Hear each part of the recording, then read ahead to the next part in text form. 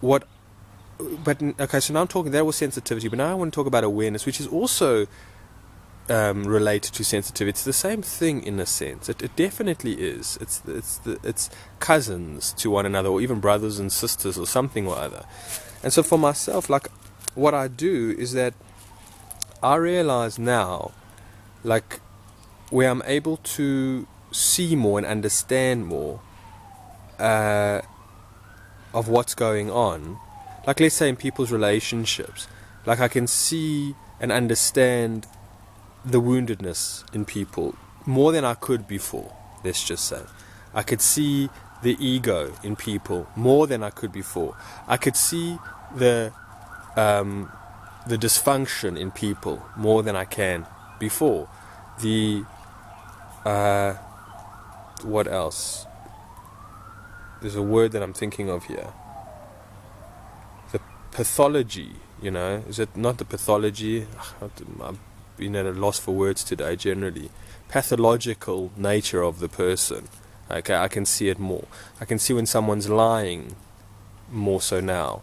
And that will just increase. I mean, it's not foolproof, and obviously there's so much else that I'm still learning along the way.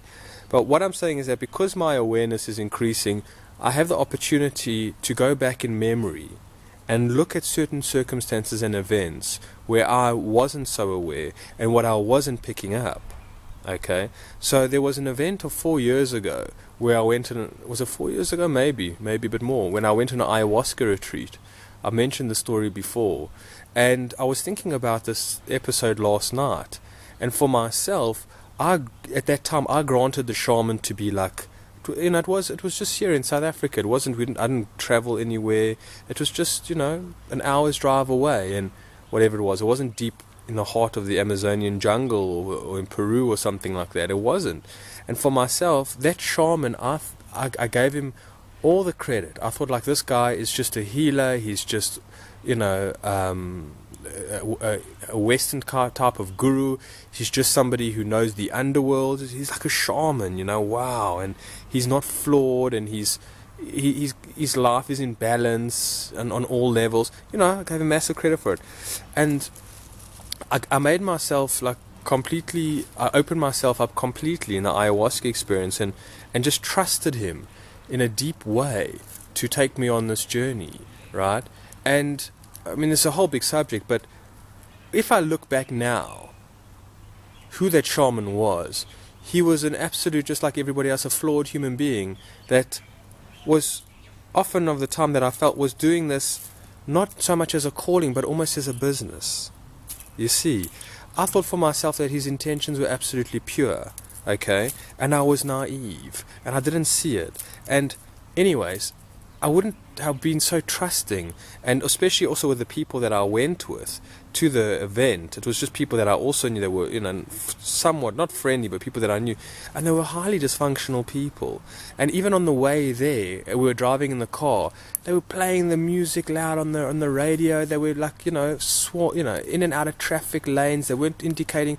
They were just chaotic. It was like we were going on a summer holiday. We were going on spring break, and this is also something that I never realized at the time.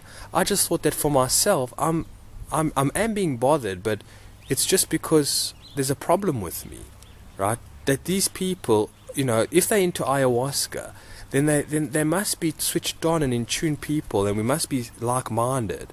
So I thought for myself, I interpreted there's something wrong with me. Anyways, reflecting back last night on the whole experience, I tease it apart and I look at all of it and I'm saying, wow, these are things that I didn't see at all that I can see now. And it's so enlightening for me. It's so brilliant for myself to do it. It's so enriching. It's so empowering for me to do, because it's like I'm going back in time in a way and supporting myself with who I was then, with the understanding that I have now, with the awareness that I have now. And so, like, when I'm looking at my mood and how I was probably despaired and anxious with being around the people, that it was genuine, that how naive I was about the shaman because I didn't know any better was genuine. I'm saying, but like my anxiety, the nervousness behind things, or just the feeling of like uncertainty about things, and what I wasn't just being neurotic. What I'm saying, I wasn't just being paranoid. I wasn't being too deep or too sensitive or something. I was onto something, right? But I didn't know what it was. I didn't know what it was. But so now, in hindsight, when I look back, I can tick all the boxes and say, my man, that's exactly what you were feeling. That's exactly how you responded. I'm saying in so many situations, I can go back in time as far as my memory serves me, and I can dress up the memory how it was relatively okay to when let's say, even was a child and I was at school, and I can see and I say, imagine looking at yourself now from the point of view that you have today, and the heartful space that you have today, and the kindness and support that you have for yourself today, and the relationship that you have with yourself today, and you would look back at yourself in, let's say in high school, under those circumstances, that you could see, aha, this was the hard time that I was going through. This was the challenge. This was the depression. These were the influences. I can see them. Again, when I was a kid, when I was in school, I couldn't see it, and I was told, obviously, by everybody and the teachers and my parents, that there was something wrong with me, that I had a chemical imbalance, that I had ADD,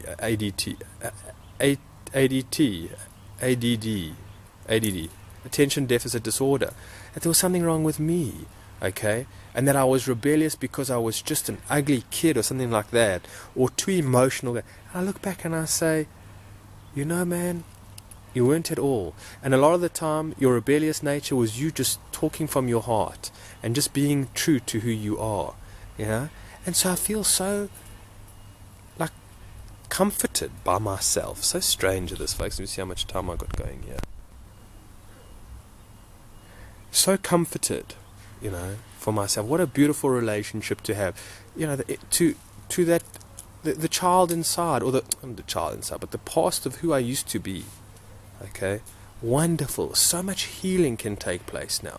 So much understanding can take place. I mean, who needs television?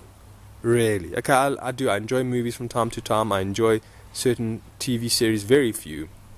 I've never watched Game of Thrones. I've never watched a Harry Potter. I've never watched The Lord of the Rings. I'm not up to date with movies, but I do enjoy. But what I enjoy most, well, no, I wouldn't say most, but a lot of the time, is just deep contemplation and looking back, whether it was even a month ago, with a very emotionally triggering situation that I was in, and I was too blind to see, because my emotions were revving too high, my sensitivity, as I mentioned, is off the charts, and I couldn't see it, right? But now when I look back and I understand the situation, not only that, but I can understand people better, right? So who needs TV?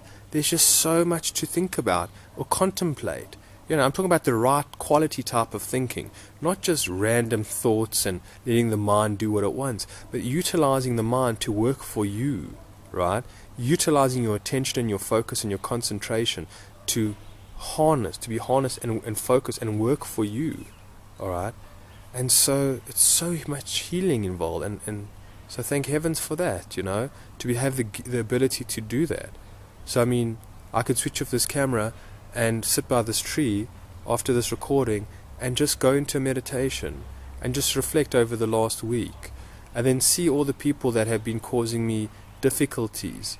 There's one in particular, a friend of mine, a guy that I know, that I never saw things about him. And only the last few days. And you know what? This has come to me because generally I have a great affection for this guy. He's a good friend of mine. And, we don't live in the same cities. He's much younger than me. It's a different culture. Whatever it is, we work together, I would say. But for the time recently, my heart has been sort of a bit turned off to him. Generally I would go, and if I saw a food that he would like, I would buy it for him, or just send him some airtime for his cell phone or something like that, and just lately, I did that yesterday, and I thought I bought him a burger.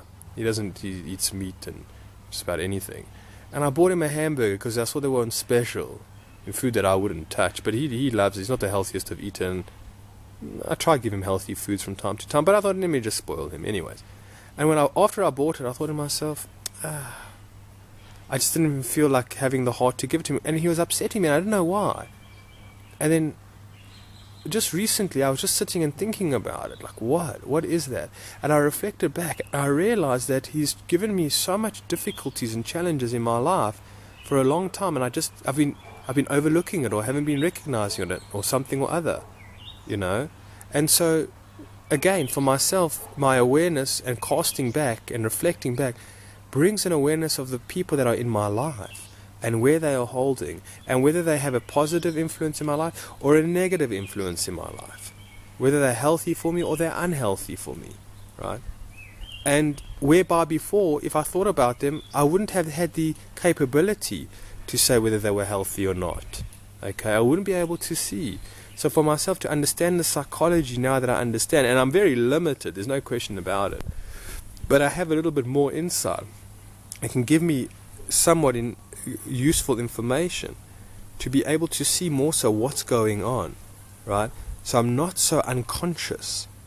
And that's the thing, that we're becoming more conscious and more aware, right? By seeing what is really going on, by seeing what is true, okay?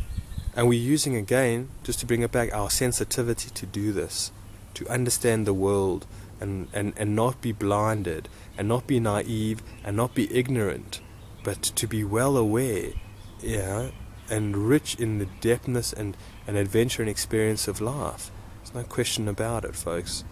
No question about it. Alright, we'll end off on that for now. Take care and be well.